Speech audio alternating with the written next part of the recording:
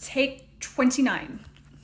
Hey, so we're going to talk about Newton's first law of inertia. Inertia just means that objects don't want to change, the resistance of changing, right? So if an object is at rest, prime example would be this hydro flask. I don't think I did that right, whatever. So this hydro flask has an inertia about it. It doesn't want to move, it wants to stay there. However, I can make this move by, and I'm imagining like kind of like Bill Nye, I'm imagining that you guys by unbalanced forces, which you would be correct. So I would just apply this unbalanced force. Clearly it's had many unbalanced force applied to it. Okay, I'm done. I digress. So that was easy to move because the inertia wasn't as great as some objects. So this would be a rug that has been here since we've moved. I am going to attempt to move it, by applying those unbalanced forces. However, oh my gosh, are you? Oh, it's right. Uh-oh. I think I broke something. Those unbalanced forces. I'm a little out of breath.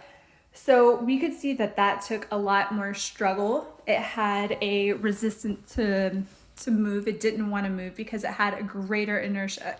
So the rug had a greater inertia than my canister here, my, what do you kids call it, hydro flask here.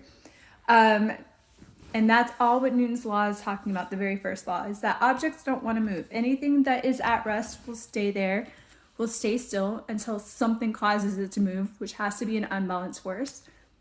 With the rug, I didn't really have that unbalanced force to make it move. We used another law to help me out with that one. And then objects that are in motion are going to stay in motion until something causes them to stop moving. And that's all the very first law is talking about. Law of inertia, the resistance to change.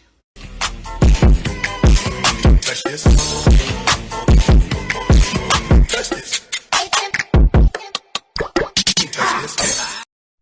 All right, so the law of action and reaction basically says that for every action there is an equal and opposite reaction. So some cheesy easy examples would be like a basketball because I'm so good at that sport. If you think about like bouncing the ball, the more force that you have going towards the ground with the ball, the more force is going to come up and probably hit you in the face. Not speaking from experience by any means. Think of like a rubber band, like the more that you pull it back, the reaction would be that it's gonna shoot further, versus like if you barely pull the rubber band back, it'll barely go forward. So some keywords are definitely like opposite. A baseball bat in baseball is another prime example. So like whenever you hit the force, the ball is coming at you. The more that you hit towards the ball is the reaction force of it going further. Or if you're like me, it barely goes. It what do you call it? Like a bunt? I don't know. And then you can think of it as in soccer with kicking the ball.